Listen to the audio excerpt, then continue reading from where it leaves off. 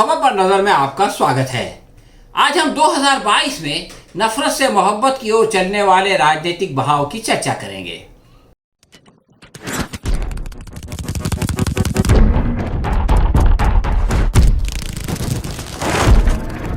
नफरत के बाजार में मोहब्बत की दुकान खोल रहा हूं।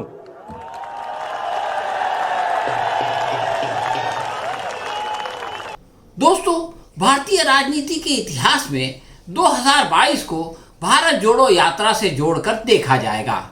राहुल गांधी का देश में सड़क नापते हुए अटल बिहारी वाजपेयी की समाधि पर पहुंच जाना एक ऐसा मास्टर स्ट्रोक है जिसकी कोई इतिहासकार अनदेखी नहीं कर सकेगा। इस घटना ने 2022 को यादगार बना दिया है। 107 दिन बाद लगभग 3000 किलोमीटर की दूरी तय करके राहुल गांधी ने दिल्ली के लाल किला पर मोदी सरकार को अडानी की सरकार कहकर शहद के छत्ते में हाथ मार दिया और इसका नतीजा ये है कि उसके एक हफ्ते बाद खुद अडानी को ये कहना पड़ा कि उनकी प्रगति में राजीव गांधी का भी हिस्सा है। प्रेस कॉन्फ्रेंस में जब राहुल गांधी से पूछा गया कि उन्हें ठंड क्यों नहीं लगती, तो उसका जवाब था, उन गरीबों से जाकर पूछो जो सड़क पर सोते हैं। राहुल गांधी ने यह भी कहा कि भारत का किसान और मजदूर अपनी जिंदगी में कई हजार किलोमीटर चलता है, इसलिए भारत जोड़ो यात्रा में 3000 किलोमीटर चलना कोई बहुत बड़ी बात नहीं है। ये विनम्रता उस घमंड का तोड़ है जो प्रधानमंत्री नरेंद्र मोदी द्वारा आए दिन प्रकट होता रहता है।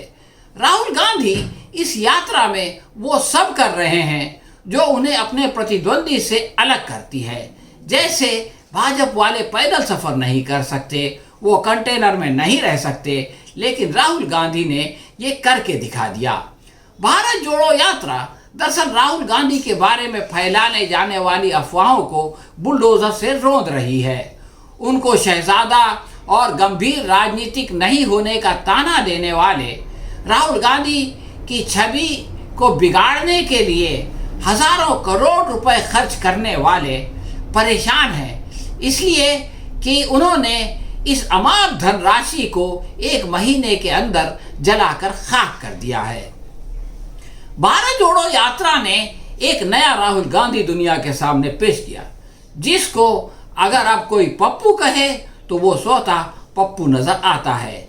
दिल्ली में भारत जोड़ो यात्रा को 10 दिन के लिए रोक दिया गया ताकि उत्तर भारत की सर्दियों के लिए कंटेनर्स को मरम्मत करके तैयार किया जा सके। ये अवसर चूंकि ऐन क्रिसमस के समय आया, इसलिए भाजपा के नेता और संसदीय कार्य मंत्री प्रहलाद जोशी ने चुटकी ली कि वो छुट्टी मनाने के लिए विदेश जाने वाले हैं। यानी राहुल जो है इस बहाने से छुट्टी मनाने के लिए विदेश जाने वाले हैं। प्रहलाद जोशी अगर जल्दबाजी न करते तो शायद राहुल गांधी अपने नाना नानी से मिलने इटली चले जाते और इसमें कुछ भी गलत नहीं है। प्रधानमंत्री कैमरे समेत सरकारी खर्च पर अगर अपनी माताश्री से मिलने जा सकते हैं तो राहुल अपने खर्च पर अपने नाना नानी यानी अपनी ननिहाल क्यों नहीं जा सकते। उनको भी दुनिया भर में छुट्टी मनाने का अधिकार है। 8000 करोड़ के सरकारी जहाज पर विदेशी दौरों की आड़ में छुट्टी मनाने वाले नेता के भक्त जब ऐसी आपत्ति जताते हैं तो उनकी अकल पर हंसी आती है।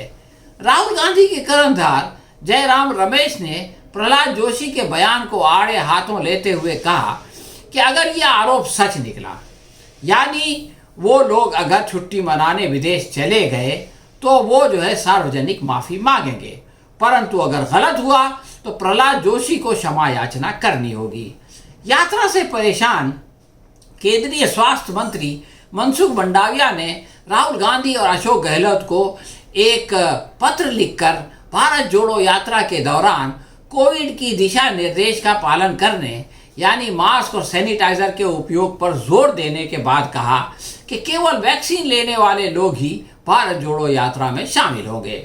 परंतु सरकारी एडवाइजरी के पूर्व ये प्रवचन देने वाले मंडाविया भूल गए कि राजस्थान में ही बीजेपी वाले भी एक जन आक्रोश यात्रा चला रहे हैं। इसमें भी लोग जमा हो रहे हैं। मीडिया ने इस पर आपत्ति जताई और मजाक उड़ाया तो उससे शर्मसार होकर राजस्थान इकाई में भाजपा के जनरल सेक्रेटरी अरुण सिंह ने घोषणा की कि विश्व स्तर पर कोरोना वायरस के फैलाव के कारण बीजेपी ने राजस्थान में अपनी जन आक्रोश यात्रा स्थगित कर दी है। कांग्रेस पर लोगों की जिंदगी से खेलने का आरोप भी लगा दिया गया, परंतु इसके 2 घंटे बाद भाजपा के राजस्थान अध्यक्ष सतीश पूनिया ने अपने ही सेक्रेटरी के बयान का खंडन कर दिया। उन्होंने राज्य सरकार और केंद्र सरकार के द्वारा एडवाइजरी जारी होने तक जन आक्रोश यात्रा को पूर्व निर्धारित कार्यक्रम के अनुसार जारी रखने का ऐलान किया। वैसे तो राहुल गांधी अवकाश पर चले गए, लेकिन इस छुट्टी के पहले ही दिन राहुल गांधी ने एक ऐसा काम कर दिया जो भाजपा वालों की कल्पना से परे था। राहुल गांधी ने क्रिसमस के दिन राष्ट्र नेताओं की समाधियों का भ्रमण करके सिद्धा निछावर करने के लिए निकलने का इरादा किया। यह यात्रा गांधी जी से शुरू होकर पंडित नेहरू, इंदिरा गांधी, राजीव गांधी, शास्त्री जी और चौधरी चरण सिंह तक पहुंच गई, परंतु उनका आखिरी पड़ाव अटल बिहारी वाजपेयी की समाधि पर जाना उसने सबको चौंका दिया। इस एक तीर से राहुल गांधी ने कई शिकार कर लिए। 25 दिसंबर अटल जी की निधन का दिन है, इसलिए राहुल को सिर्फ उन्हीं की समाधि पर जाना चाहिए था, लेकिन किसी गलत संदेश के जाने से बचने के लिए उसको आखिर में रखा गया। वैसे भी अटल जी ने उन सब के बाद प्रधानमंत्री पद संभाला था, इसलिए सीक्वेंस के लिहाज से भी वो ठीक ही था। इस प्रकार विदेशी यात्रा का गुब्बारा अपने आप फूट गया। प्रधानमंत्री समेत बीजेपी वाले उठते बैठते देश की अनेक समस्याओं के लिए पंडित नेहरू को दोषी ठहराते हैं। राहुल गांधी ने ये सीख दी कि वैचारिक मतभेद के बावजूद मानवता के आधार पर नेताओं का सम्मान कैसे किया जाता है। देश के लोगों ने देखा कि नफरत से देश तोड़ने वाले और मोहब्बत से जोड़ने वालों में क्या अंतर है। अटल बिहारी वाजपेयी ने कई मर्तबा खुलकर पंडित नेहरू और इंदिरा गांधी की महिमा मंडन की है।